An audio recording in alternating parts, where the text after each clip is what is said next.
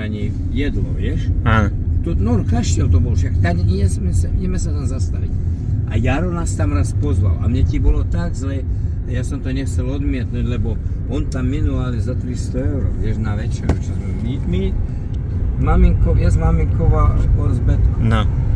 On tam má, pozná aj kuchára, on všetkých tam pozná, vieš. Tam normálne prišiel za nami ten majiteľ, ako sme kráčali donútra. Poboskal mi ruku, uklonil sa. No vieš, to taký štýl tam majú, ako zámocký.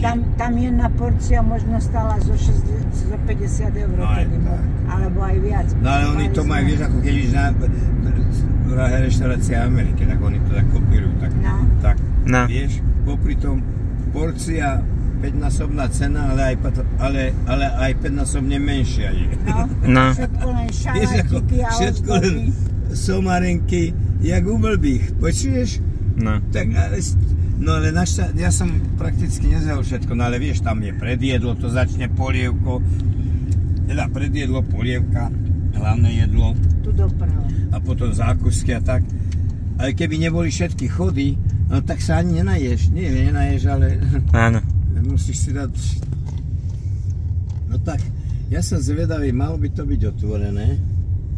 Did you see the pug? Že by sme išli taký okruh ako na tie kostolany, Tu vieš? prejde a nemusíš cúvať. S ich blbými malými miestami. Vy, keď My tu nechcete počkáme. ísť, môžete počkať Toto máš tu aj je. Kaufland kartu.